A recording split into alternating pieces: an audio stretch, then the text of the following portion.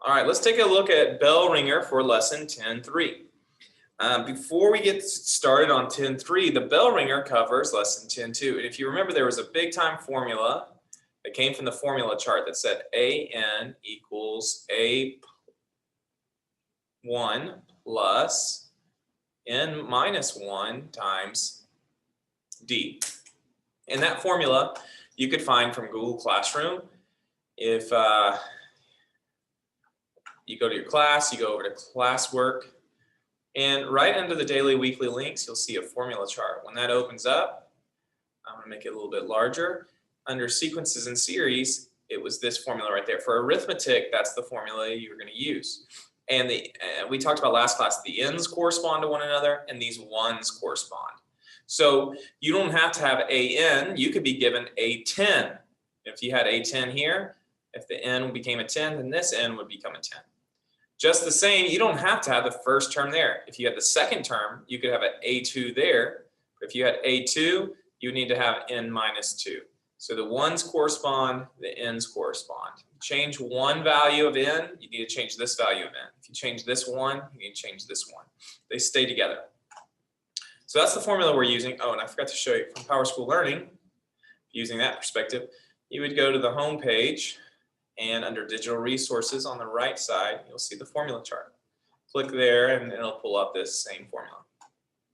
So that's where I got the formula from. Let's take a look at number one. A stadium has 25 rows of seats. The third row has 260 seats. The fourth row has 265. The fifth row has 270, and so on. What is the total number of seats in the stadium? So I want to ask a series of questions here. First, stadium has 25 rows of seats. Using the formula chart as our terminology, what letter or variable represents 25 rows of seats? The 25 rows of seats refers to the number of rows. So this is the third row, fourth row, fifth row. They're all rows. There's a total of 25 rows. That means n is 25. That's our n. So that'll be the n in the problem. It says the third row has 260. So I'm going to ask you something. What then is the third row representative of from the formula? The third row represents, if there's a total of 25 rows, the third row would be kind of like the A1 or AN, except for it would be an A3. A3 is 260. So what would that make the fourth row refer to? A4. So A4 is 265, which means the A5 here is 270. And so that's what those terms are. It says, what is the total number of seats in the stadium? Okay, and so now I'm going to get to this total. The word total means sum. So we're supposed to find a sum here. What I told you to do last class is if you have to find a sum, you go to your formula and you scratch out the AN equals and you replace it with a sigma. When we do this, we'll always put n equals 1 at the bottom, and we'll substitute this side of the equation as normal. The only difference is that we put the n up top, which in this case is 25, and you leave this n untouched. So what I'm substituting in from this part is I'm going to say, I don't have A1, but I can use A3 or A4 or A5, and I'll show you that all three of these would work. I'm going to use A3. So I'm actually going to change this to a A3 and this to a 3. They correspond together, so I can do that. So I'm going to say 260 plus n minus 3 times the common difference. So the common difference is how many are these seats changing by each time? How much is it increasing by every time? 5. So I'm going to have a common difference of 5 here. And I always put that in parentheses just to make sure we don't have a mistake in the calculator. I want to make sure those multiply. So I'm going to put that in parentheses. If I do this, this should give me the answer. So I'm going to go over to Desmos. And we will type in the equation. So to get to sigma, You go to your keyboard and then you go to miscellaneous tab under functions, miscellaneous, and there's sigma at the bottom in the center. We had 25 rows. The first row they gave me was actually the third row, 260 seats. Since it was the third row, I'm going to say n minus 3, and all that gets multiplied by the common difference of 5. That should be the number of seats in the stadium. This stadium could hold 7,750 people, which is the answer to this problem. Now I'm going to go back and show you, you could have used A4 or A5. So if I copied this formula, but instead of using A3, I could have used A4. If I used A4, then this would need to be an n minus 4. Let me actually do this a little differently. I'm going to say A3 equals 260. So I can show you this. And now right here, I'm going to put an A3. And so there's my solution. What I've done is I've typed in A3 with an n minus 3. Now, on this one, I'm going to say A4 equals 265. Change this to an A4. So what I'm showing you is that this will give you the same solution no matter if you have your third term, your first term, your fourth term. It doesn't matter. As long as these two numbers correspond, it'll figure this out correctly. And so if I did this one more time, we had A5 equals 270 seats. So if I wanted to copy this equation, I could do it with an A5, and it'll give me this right solution as long as, so right now they're incorrect. But right now the problem is I have A5 with an n minus 4. I can use A5 as long as this number is also a 5. If these two correspond to one another, we should get the same answer every time. So let me pull that down so you can see it. Every single time we got the right answer, whether it was A3, A4, or A5. You just have to have the numbers corresponding to it on the other side. Okay, so that would be our solution there. Now let's take a look at number 2. It says an arithmetic series is shown 3 plus 8 plus ... plus 33 plus 38. Which of the following summations accurately describe the series? And so if we're going to solve this one, what we have to do here is we got to plug in the numbers to see which ones actually match the series. Because if you went to your calculator and you typed in the sigma button, that's the Greek letter called sigma. In math, it represents the sum.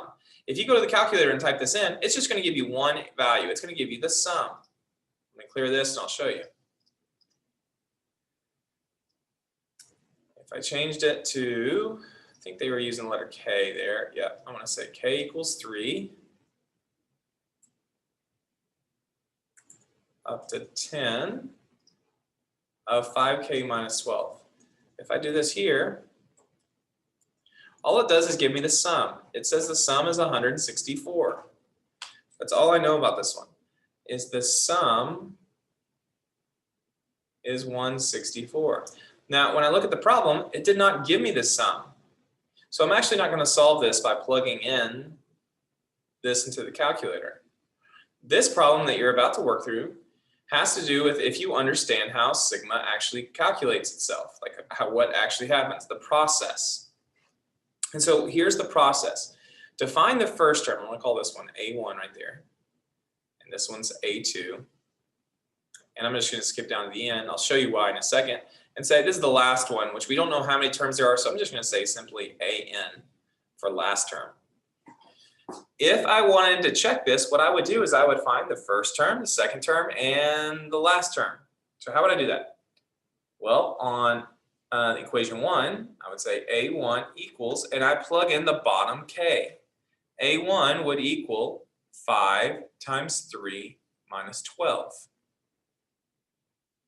And we could simplify this. 5 times 3 is 15, subtract 12, and I get 3. So that's A1. Check it. Does it match what A1 is supposed to equal? Are these two identical?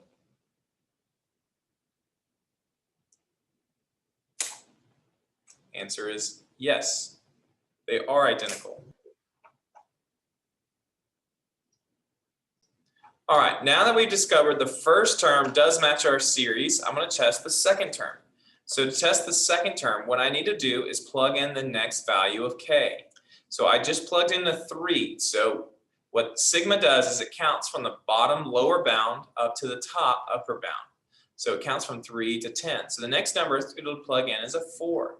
So to find my second term, I'd plug in a 4. I would have 5 times 4 minus 12. 5 times 4 is 20. When I subtract 12, I end up with 8. Now check it. We just found that on this equation right here, or this summation rather, this sigma, the second term would be 8. Was that supposed to be an 8 for the second term? Yes. Yes, so far we're great. If your first two terms match up, you can jump all the way to the last term and test it. So what sigma would do is it would start at 3, then it would plug in a 4, then a 5, then a 6, then a 7, then an 8, then a 9, and it would end at 10. After it's plugged in all of these, it would plug in a 10. This is the last number to plug in. So the last term, the shortcut would be just plug in what you see is on the top upper bound.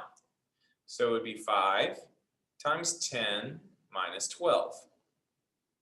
What is 5 times 10? 50. 50. When we subtract 12, we get 38. Do these three terms, all three of them, match up our series? Is my first and second terms 3 and 8, and is my last term a 38? Let's look at it. First term, second term, 3 and 8. Last term, 38. This equation's a winner. This summation, rather, this sigma, matches up this series. So it says, which of the following summations accurately describe the series? Well, number 1 does. Now, I'm going to give you a hint. This one has more than one answer. So this one matches up, and let's now check these. I'll switch colors. For this second series, I'm going to test it in green. The first thing you would do, you go through again. What is my first term according to this summation? The first term is always you plug in the first k, the lower bound. So I plug in a 0 for k. 5 times 0 is 0. When I add 3, I get 3. Was that what the first term was supposed to be? Yes. Yes. So far, so good. Now you check the second term, which the second term, remember, this is going to count from 0 all the way to 7. The second term would be a 1, because that's the next number. So you plug in a 1. So I'd have 5 times 1, which is 5, plus 3 more. 8. Was that supposed to be an 8? Yes. Yes, so far so good. I'm going to jump all the way to the last term. And so the shortcut, instead of writing them all out, instead of writing out from 0 to 7, is just look at what is your top number. That's going to be the last one. And so I'm going to plug in a 7 this time. So 5 times 7 plus 3. Now, 5 times 7 is 35. When I add 3, I get 38. So that's my first term, my second term, and my last term. Does this match the series up here? First term, second term, last term? Yes. Yes. Now I'm going to go try, so this is a good one. This is also a winner. So number 1 and number 2 are good choices. Now let's go try the third one. To find my first term, I'm going to plug in the lower bound number, which is a 0. I'd say 5 times 0 minus 2. 5 times 0 is 0. When I subtract 2, I get -2. Is that what I was supposed to get for A1? No. No. Because this is not right, A1 is supposed to equal 3 from up here. That's what we wanted it to equal. Since it did not equal 3 there, this one's out. And so 1 and 2 are good choices.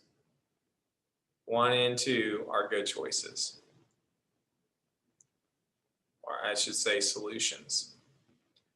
So when you insert your answers, you're looking for 1 and 2.